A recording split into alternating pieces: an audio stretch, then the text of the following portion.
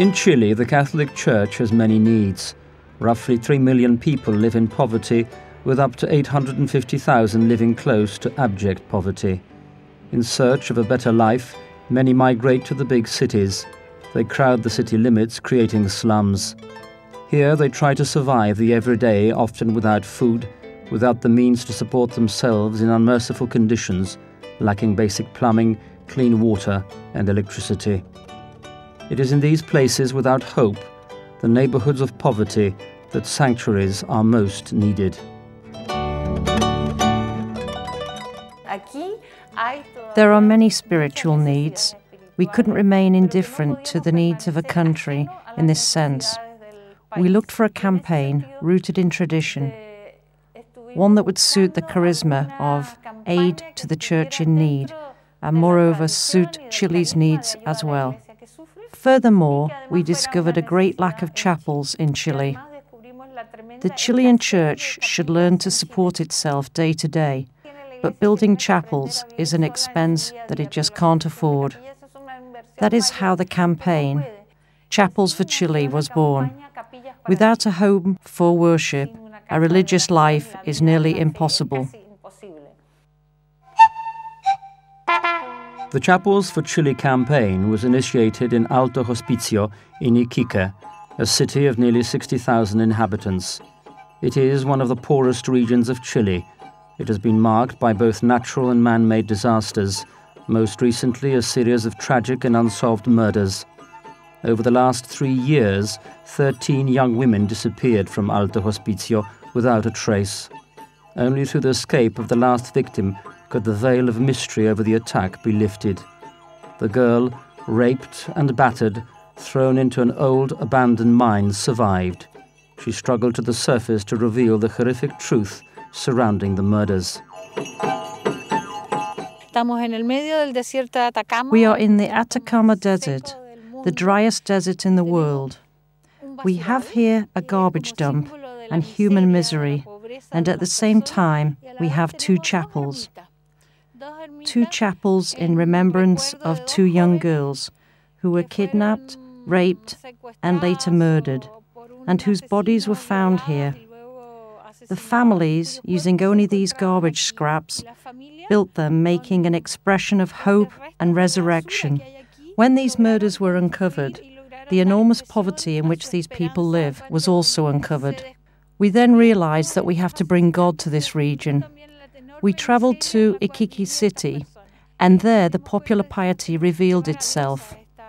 A place with lots of human enthusiasm and piety, a place of which the media spoke very badly. There was great piety here. These people really like to express their faith. They express it through song, dance and flowers. Everything within their faith is very colourful. We also want to carry hope to holy places, places of poverty, into poor places, but where there is a community which holds on to hope, the hope for resurrection.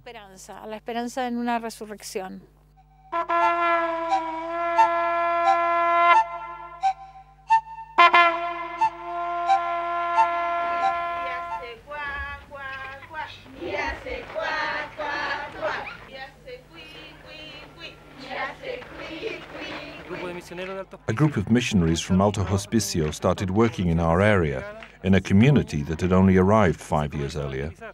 Evangelization work was started. After a month's evangelization, we came to the conclusion that we also needed to organize Holy Mass, but there was no room. Once every month, we would empty our homes of chairs and tables. We prepared an altar and waited for a priest. The open-air Mass was held on different streets. We finally settled in a place where there were no vehicles, in a very small space that later served as our permanent place for Holy Mass. For 4 years, we celebrated Mass on the street.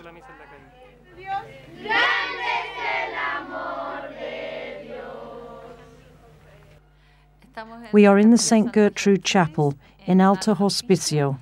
This is the first chapel built through the Chapels for Chile project. In this chapel, many Chileans, deeply moved by the many murders that have occurred in this region, wanted to share their mercy and condolences with this community. We made several holy pictures, and these pictures were brought by families from home to home.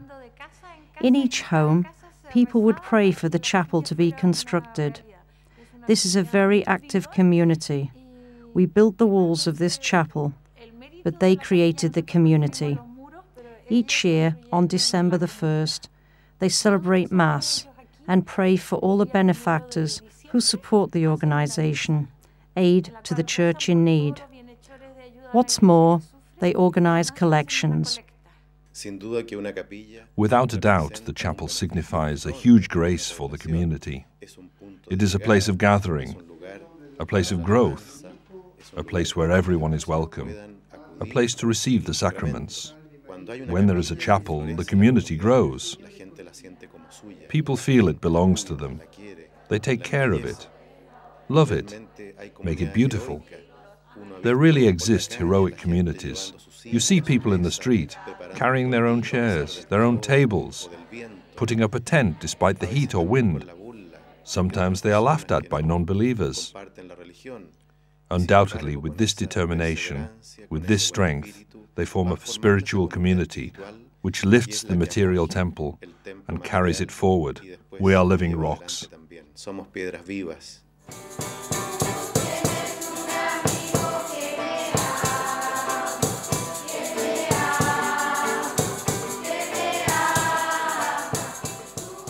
The laity very often carry the development of the parish community. Without them, parish life would not exist. It is they who take on the responsibility of integrating the community, leading catechism studies, making preparations for First Communion or confirmation. This is exemplified in the chapel of St. Pio.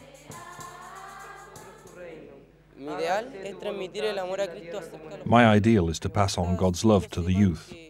I would like them to know that someone loves them and loves them very much. During catechism, we would go from door to door looking for people. And these youths, who prepare themselves for confirmation, are also persuading their friends to join. For the preparation of confirmation, in my group, there are 20 people. In the chapel are about 62 people studying family catechism. This is the crucifix to which young people in my community nail their sins. This is an idea that is often practiced before confirmation. These are symbols given to young people so that they know more about God.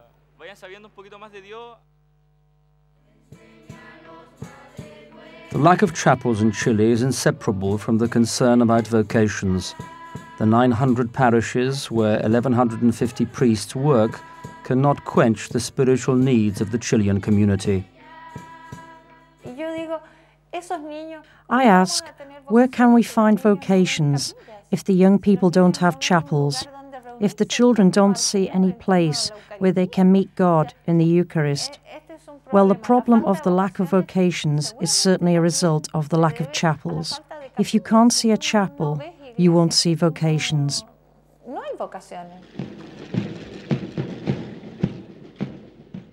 In the north, Chileans greatly honor the Holy Virgin.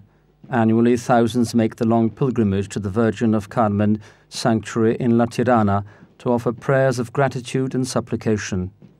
In Alto Hospicio, through the help of aid to the church in need, a chapel of the Virgin of Carmen is being built. The Virgin Mary has a particular love for people in need, and the villagers have responded to her presence and her mediation. In Latin America, specifically in Chile, there exists a belief that the Virgin Mary singles out the poor for favor, especially those who have remained faithful.